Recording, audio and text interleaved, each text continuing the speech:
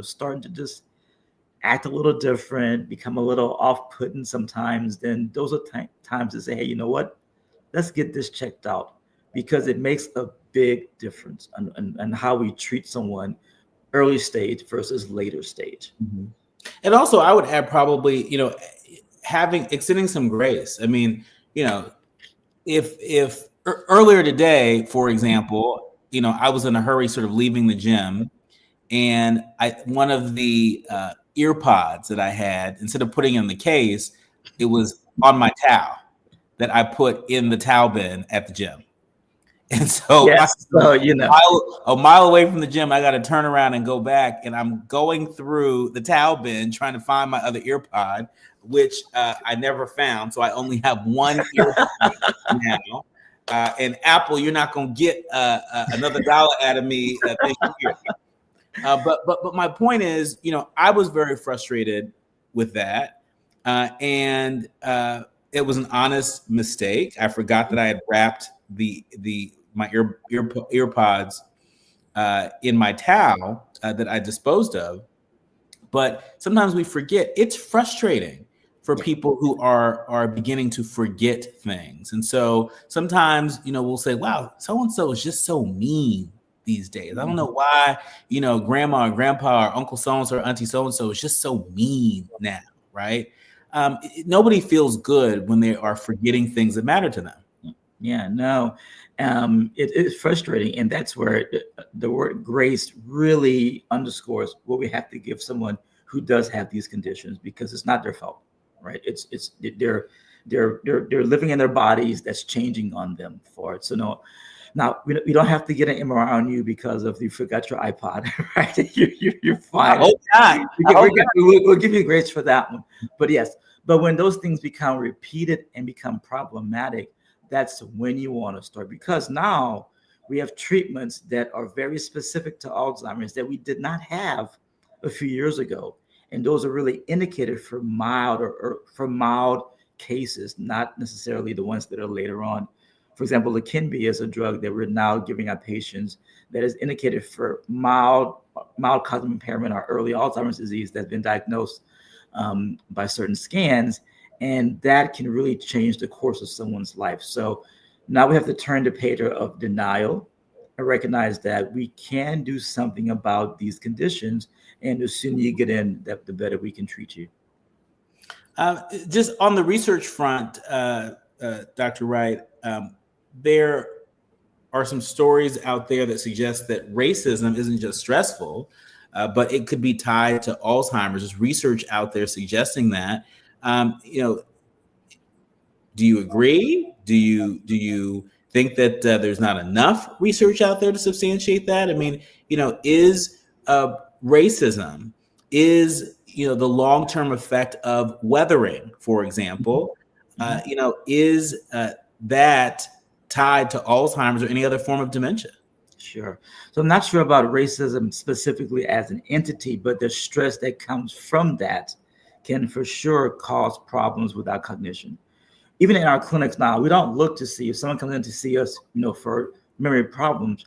I'm not looking for a binary Alzheimer's or not. I'm seeing what things are contributing to your cognitive decline. It could be sleep problems. It could be nutritional deficiencies. It could be stressors that are involved with it, because stressors, raise cortisol levels, raise inflammatory markers. And so all those things can be part of a neurological milieu that would then cause someone to have cognitive decline. So, and the research for that in regards to specific entities is sparse, right? We're trying to get more African Americans in clinical trials. That is a big deal, because that has traditionally not been done. Most of the trials, even for some of the medications, don't have enough minority representation in it. And so for us to really tease that out, we do need more participation. But that's a whole other topic, because a lot of us don't trust the community to research, right? And so it's a matter of getting access to care, allowing us to participate in clinical trials that can really then give those answers at a more detailed level. So the short answer, I think it could be contributing to it, but it's at a deeper level than that too. Yeah. And we know that trust is a major barrier for folks in terms of participating in clinical trials. And so for the pharmaceutical companies that are listening, we need more Black people that are in leadership roles and rank and file roles that are helping to build that trust. We also need, clinical trials that also consider natural options, not just clinical trials, for synthetic drugs, but clinical trials for natural options out there. Dr. Wright. I do want to jump in on that one because you were asking about that one. So natural options. So what do you mean by that? Well, I mean, I think there are a lot of folks out there like me that don't reach for a synthetic pill for everything, right? We come from a people that believe that food can be medicine. So whether we're talking about, fruits and vegetables, foods that are in their most natural state. I don't think we know enough, about the positive effects that those can have in fending off disease or treating certain diseases. And so, that's what I mean. So that circles me back to our very first introductory remarks. The kitchen table is where we can prevent a lot of these conditions. So natural means our foods. And so your point is well taken. And natural foods is exactly what we're talking about when it comes down to prevention.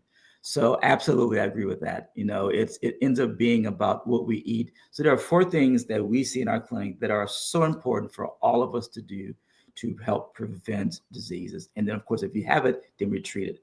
But for prevention, it's what we eat, how we move, our sleep, and our relationships.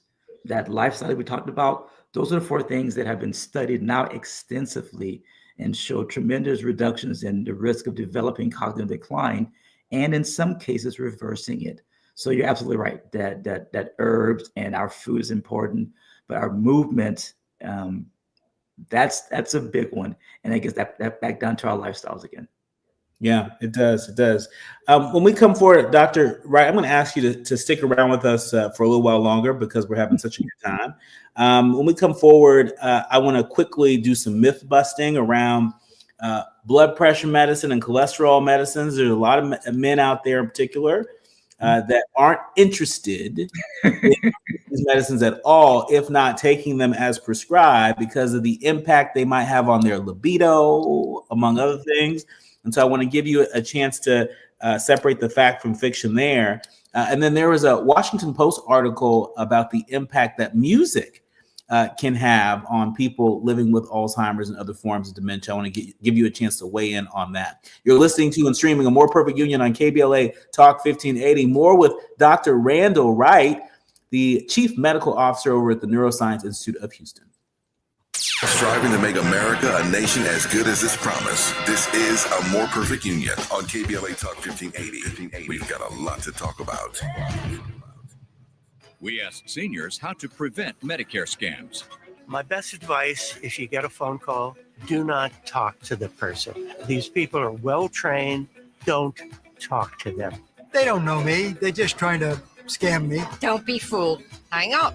Just hang up. Never give out your Medicare number. They're going to get your number and put in a false claim. If I get a call from someone, I don't pick up the phone. And should I pick up the phone and they ask for information, then I hang up. How do you detect Medicare fraud? Just like I check my credit card statements, I check my Medicare statements monthly. Scammers can get a hold of your number, order medical devices through your account, and you're not even going to know about it if you don't look at your statement. Check your statement every month. If you get your statement and you see something that you know you did not have done, you report it. Call your senior Medicare Patrol. To report Medicare fraud, call the Senior Medicare Patrol at 855-613-7080. Oh, let's go! You're still glowing, flirting, grooving. You still got it. But your immune system weakens as you age, making it harder to fight flu, pneumococcal pneumonia, RSV, and COVID-19. Vaccines are a key part of any health routine and help strengthen your immune response. Ask your doctor or pharmacist which vaccines you need. Schedule in minutes at vaxassist.com. Sponsored by Pfizer. An official message from Medicare. Medicare plans change from one year to the next. And this year, it's important for you to review your current coverage and compare all your options during Medicare open enrollment. Compare health plans, drug coverage, and costs. See if you can save some money, and don't forget to make sure your drugs are covered.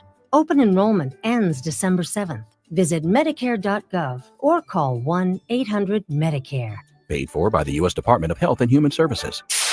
KBLA Talk 1580. We've got a lot to talk about. KBLA Talk 1580, connecting you with services and solutions. The Los Angeles Regional Food Bank is on a mission to fight hunger and provide nutritious food to those in need across our community. They partner with federal, state, and local programs advocating for better policies and funding for critical hunger relief programs like Cal Fresh, the Emergency Food Assistance Program, and the Child and Adult Care Food Program. The food bank works with coalitions and local representatives to make sure hunger is addressed in every district of LA County. They also run nutrition education campaigns, raise hunger awareness, and source nutritious food for distribution, all while supporting regulations that allow food pantries to operate safely. Want to help? Visit lafoodbank.org or call 323-234-3030 to volunteer or find a food bank near you. Together, we can ensure that no one goes hungry in Los Angeles County. This is a community call to action from KBLA Talk 1580. Notable journalists, industry leaders, lawmakers, change makers, tastemakers, and you working to build a more perfect union on KBLA Talk 1580. You are listening to and streaming a More Perfect Union on KBLA Talk 1580. We have our Dr. Randall Wright with us in our remaining moments. Dr. Wright, we got a couple minutes. Go ahead and myth bust on blood pressure medicine, cholesterol medicine, and men's health. What's your message to the men in particular that are streaming or listening to the program? You have many options. Talk to your doctor about which one is best for you. That it's important to control blood pressure. It's important to control cholesterol. Some meds have side effects, sure, but we can find one that fits for you. So definitely see your doctor and find the right treatment plan for you. It may include medications. It may include lifestyle changes, but see your doctor and get treated. And, you know, for the men out there that are like, well, maybe I just don't like the way these medications make me feel or the impact it may have on my libido. What do you say to men that are trying to clear that mental hurdle in order to get the support and healthcare they need? Yeah, a lot of times, things like blood pressure, libido, there's lots of factors that can affect that. And so that's why talking to your healthcare provider can really help you tease out what needs to get treated in one direction or what needs to be treated in a different direction. But it ends up being it's not one pill fits all. It may be a mixture of things, but have that conversation. Don't be afraid to go to your doctor. Guys, we just don't go to doctors. We all sit back and we want to do things on our own and we watch YouTube and Instagram and figure things out. But no, talk to a professional and get real advice that fits your situation. That's right. Don't just sit up there taking CMOS all day, right? No, CMOS is good, but sometimes you need a little bit more than CMOS. Dr. Wright, in our remaining minute or two, the Washington Post reporting that listening to music most days could guard against dementia, according to this new study that finds that regularly listening to music or playing a musical instrument may help older adults protect against cognitive decline. True or false? Oh, true. I love music. It speaks to a side of the brain that unlocks a lot of emotions, a lot of memories, which is what we need to have when we come down to cognitive concerns. So no, I love music. Definitely do it. We're actually doing some research now on how music can be therapeutic, as you're saying there. So no, totally believe in it. Yes, absolutely. I would like to bring things back to that don't just sit there and think there's nothing to do. We have treatments out there that can be used to treat Alzheimer's. For example, Leqembi is one of the newest drugs out there that we can use to help treat Alzheimer's disease. But the earlier you get detected is the key to that. Remember that our brain should not be thought of, our brain health should not be thought of at the very end. We have to be thinking from the very beginning. Just like we think about hair and how to take care of our bodies, we have to remember that taking care of our minds starts early on. That's right. And taking care of our mind means taking care of our body. It means taking care of our spirit, right? They're all connected. And so really, Doctor, I want to thank you for your work and your witness. For folks who want to learn more about the work that you're a part of, where can they go? Yeah, so you can find me. I'm on LinkedIn. I'm on Instagram. Dr. Randall Wright is the easy way to find me. And I really enjoy talking to you. I really do appreciate your time today. These are such important topics that I spent my life really working on, and love to continue the conversation and continue to educate the community. Absolutely. Well, we hope to have you back again soon. To keep it real, separate the fact from the fiction. The people want to know. Sometimes the streets, got it right, and sometimes, not so much. But we thank you for sharing your expertise with us. We're gonna have to leave it here. My thanks to the entire village that helps us produce a more perfect union each and every day. Our executive producer, Tabitha Smiley, our sound engineer, brother Andy, to our show producers, Faraji, Art, and Journey, and to each and every one of you. We curate this show every day with you in mind. We hope that you have enjoyed it, and hope you have gleaned insights that are going to help you to live long and prosper. Remember, don't panic, organize, do what you can from where you are with what you have, but by all means, do something. I'm Dr. Nii-Quartelai Quartey, and you've been listening to and streaming A More Perfect Union on KBLA Talk 1580.